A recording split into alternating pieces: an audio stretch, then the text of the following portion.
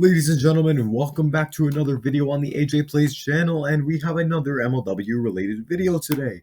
So, MLW can be considered a very unpredictable league. So you may see the most ridiculous performances by players you don't expect. You could see the greatest players of all time literally fall off a cliff. Well, okay, not literally, but their stats fall off a cliff, and unfortunately, they don't have a great season. Okay, we did literally see this last year with Tommy.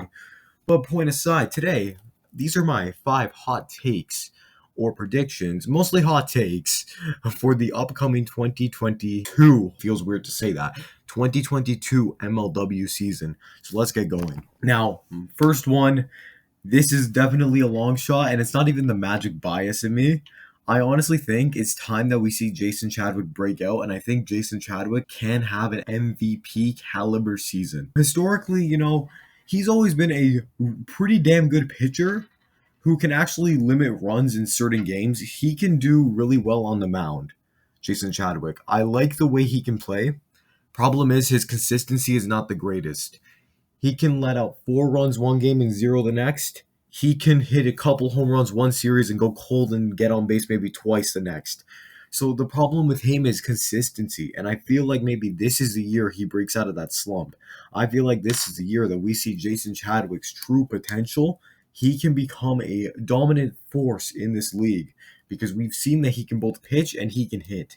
I think if he works a little bit more on his arsenal, then that'll really help him overall as a player.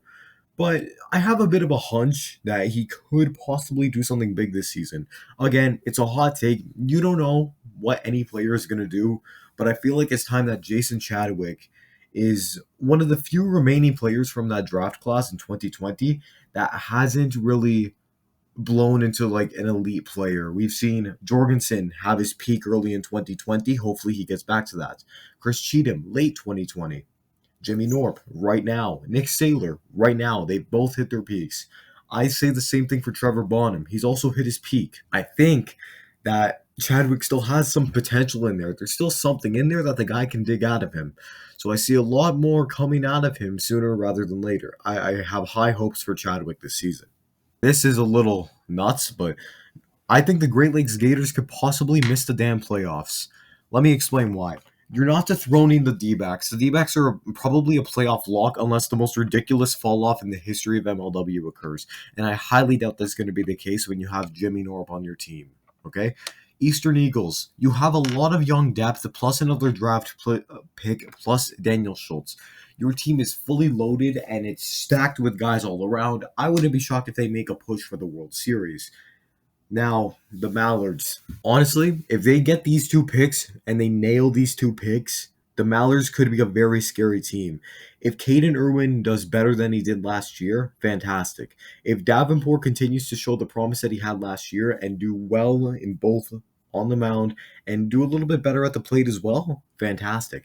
And if Tommy Coughlin can continue his hitting form but go back to his prime pitching days, oh my goodness, this Mallards team is going to be the best you've ever seen it. Who knows what's going to happen? Gators, however, I do think they still have a lot of talent, and I think it'll be hard for like a team like the Mallards to get them out of the playoffs. However, there is still a shot. It's a hot take. It's some kind of prediction. You don't know what's going to happen. But of all teams in the NL who made the playoffs last year to miss, I think it'll be the Gators. Third, this is nuts. This one is completely random. I think it's time, mainly because I've said this several times. Cobras win the World Series in their 7th season. I've seen this trend with the Eagles and the Preds and the Cobras. I think it might be time for the Cobras to come around because they will have the 3rd pick in the draft, surprisingly, even though they did not have that bad of a year whatsoever. The record says 7-8, but a lot of teams finished with 7-8. I personally think the Cobras do have a legitimate shot if they can pick up another maybe stronger second pitcher and Sean Flynn can continue to hit the way he did in the ALDS. If that team keeps up the way they're going and Andy Durant can be present for quite a couple series, I think the Cobras have a legitimate shot to go all the way. It may sound a little bit crazy to you right now, but who knows? Cobra Chaos is what the Cobras are known to do. So, again, I'm going to say this for every single one, am I? It's a hot take. Who knows what's going to happen? But I can see the Cobras making some noise. So this one is going to be a little bit ridiculous because we need seven legitimate guys out of this draft class, but the point is the 2022 draft class is better than 2020. I highly doubt that's going to be the case. It's a hot take. This one is a raw hot take. There's no evidence to back it up. Not that we know of. Let me just list the players in that draft class. Not the rookie class, the draft class, okay?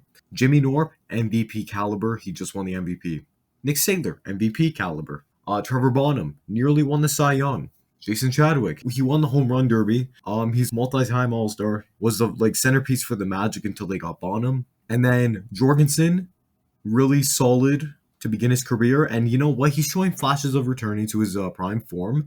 And then you got Chris Cheatham, who did win the Rookie of the Year for that class because of his tremendous 2020 postseason run. There's also James Swanson out of that, who he's a okay pitcher. Hitting can be better, but he's an okay pitcher. He's a serviceable number 2, number 3 guy for a bullpen.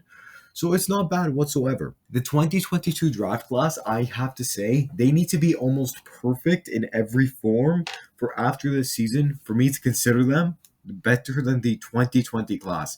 I doubt that's going to happen. Can they be better? Yeah, we just don't know what players are in that yet. We don't have an idea. We've seen some guys from the MLW Tour video at the Wiffle of the Midden tournament, and other guys are doing their scouting. Mallards have already said that they found their guy. Who knows what that exactly entails, but can the 2022 draft class be better than 2020? Potentially. It'll be difficult, but maybe. And now finally, this is for the channel itself. MLW hits 500,000 subscribers. These guys are on the borderline of 300,000, and if the exponential growth at the beginning of every season continues like it used to, like it always has, these guys might hit 400,000 by the end of May. They might, because they absolutely blew up and got like 50K in a week last year. That was quick growth. That was unbelievable. Can it happen again? Maybe. For sure it will. But can it happen at an even faster rate, a quicker rate, a larger rate? Yeah, I could possibly see that happening. And to be frank with all of you, I think we do expect a lot coming out of MLW this season and coming out of the future. I really do see great potential. By the end of 2023, I'd say MLW can hit 1 million. I don't know. I think that may be a little bit not enough time, but we're almost at 300K on the channel. So who knows what's going to happen with that. There's a lot of possibilities this season. There's some very unlikely ones that came out of this, some somewhat likely, some potentially that can happen. But if I get all of these right on the head, I think at the end of the season, you may want to call me for your lottery numbers, ladies and gentlemen.